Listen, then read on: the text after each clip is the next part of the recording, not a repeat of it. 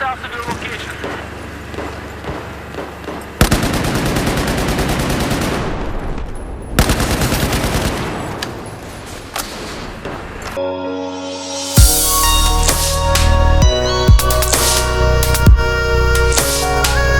Hey, what is going on, everybody? It is your boy Grav here, and welcome to my Battlefield 4 first impression videos, where I'm going to be giving you guys my first impressions and 2 cents on Battlefield 4 and what I thought of the game when I first got it on Black Friday last week.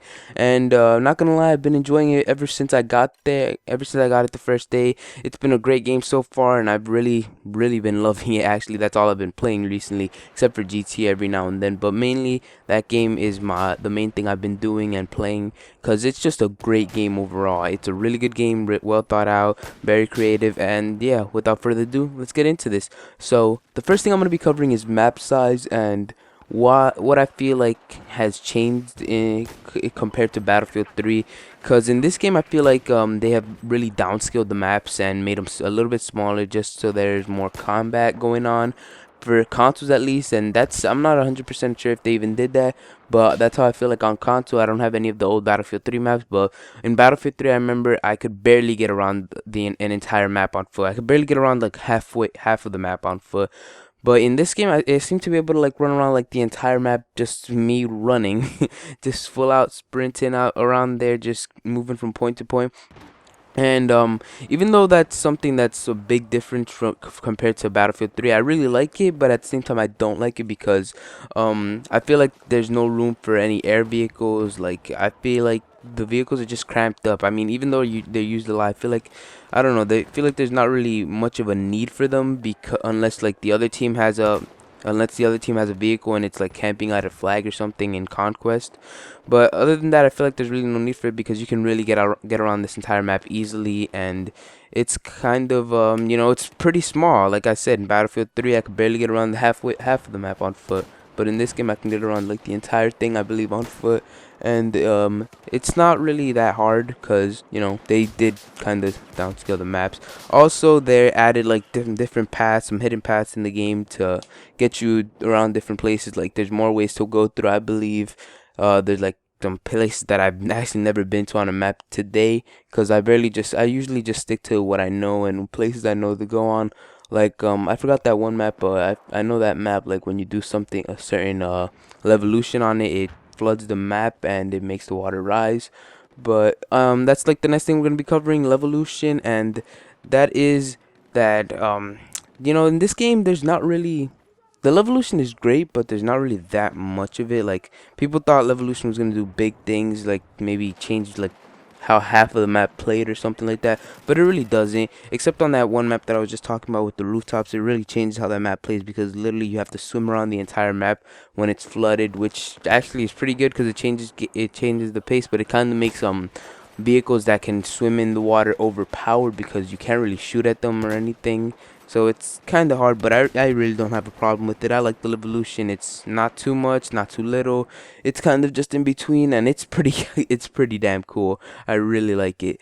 So yeah, now we're gonna move on to vehicles. And vehicles, I feel like they haven't really done anything with them. I feel like they're still the same vehicles from. Alright guys, so sorry about that. I just got interrupted by my uncle, but it's whatever. I had to take care of my grandma. So yeah, the vehicles, I feel like they haven't really done anything with them. They haven't really changed much of them, because I don't know, they still feel like the same goddamn vehicle. Like, I don't feel like I'm in anything new. Like, I've tried out all the vehicles. The only thing that I've noticed is new, that I think is new, I'm not 100% sure, is like the controls where you drive the helicopter, because that thing is so damn hard when you drive it the first time. And the jet, I never really got used to driving, but I know it actually feels easier in this game to drive it. Except the only problem with it on console is that nobody is ever using the damn thing. But one thing I do like that they did to the vehicles is that they gave you before, you had to unlock like the missiles for like the jets and the helicopter and stuff, like the heat-seeking missiles, or I don't know if they are heat-seeking missiles, but the jet gives you them like stock, and so does the helicopter, I believe. I'm not 100% sure. Don't quote me on anything I say here, because again, I'm just a Battlefield noob, just giving you guys my first impressions. I come from Call of Duty. I'm just giving you guys my first impression on what I think of this game. So yeah, I'm pretty sure you already come unlocked with the heat-seeking missiles and whatever. Then you have the I forgot what those things are called, where they stop the heat-seeking missiles from finding you.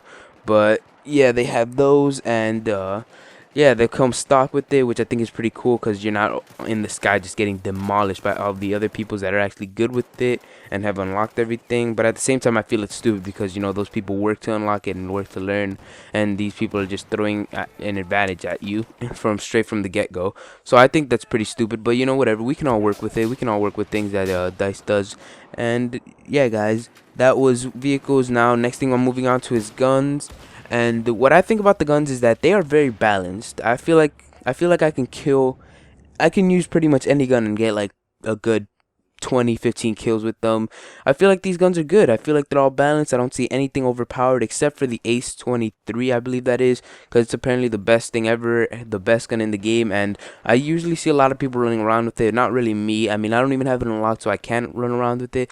But what I mainly use, I believe, is the PP 2000 or the I forgot what it's called. I don't know. It's like the fourth gun you unlock in the assault kit, but I mainly use those guns because they're my favorite. Actually, they're very good in my opinion. They kill people fast enough for me, and I don't see a problem with them at all. Love them. Love sniping. Love the game. I don't know.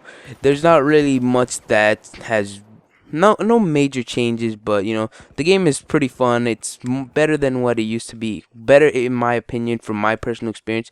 Better than what it used to be in Battlefield 3, but I do wish the maps were still as big as Battlefield 3 because I kind of missed that. I liked running around the entire map and just working to find my enemies.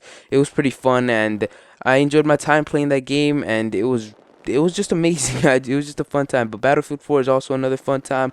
I'm enjoying playing with my friends, and so let's move on to the next topic, and that is bugs. This game has I wouldn't say a crap ton, but it has a couple bugs here and there. Like I saw this funny bug where this guy was just like his player character that you know you look at when you're on their team. It was him as a dead body just walking around the entire map, and you just see the dead body moving across. I didn't get to record or anything because my mom was using my computer, but it was so funny. And I believe that's what he looked like for the enemies too, so it was kind of hard for them to kill him because you know he was gonna shoot at a dead body moving. Like the first thing you see is like, what the hell's wrong, what the hell's up with this, and then you're gonna die. But there's also this glitch with the knife that it actually sounds like it pissed me off a lot if I were a really big knife user. And it's that, you know, the knife is like underpowered in this. I mean, it already is. It was always the most underpowered thing, but you can't slash with the knife. And then the only way for you to get a kill with this knife is if you do the animation, which is stupid because usually the animation misses, and it gives the person that you're trying to stab an opportunity to turn around and kill you or counter knife you or something, which I think is absolutely idiotic, and it should not be able to do that. If you get around behind somebody, you should be able to slash them if you miss the first animation knife, and it should be completely fixed. I feel like that should be updated because that is so stupid. I mean, I never used a knife, but just from what I've seen from people, it's just retarded. And there was also this one thing that was absolutely stupid from this one guy. I saw his video on the Battlefield forums. It was that he goes up to the guy's on his side, he shanks the guy in the neck, and then the next thing you know, the guy fucking turns to his left and just somehow counter knifes him completely, even though there's a knife buried in his neck. It just makes absolutely no sense. And then that probably has to do with ping. And another thing that's been happening to me is that I stabbed the guy. Like in my animation, the knife is completely in this guy's chest, all up in there, all in the heart, stabbed in the organs, cut up the entire goddamn thing. And then his teammate comes and kills me.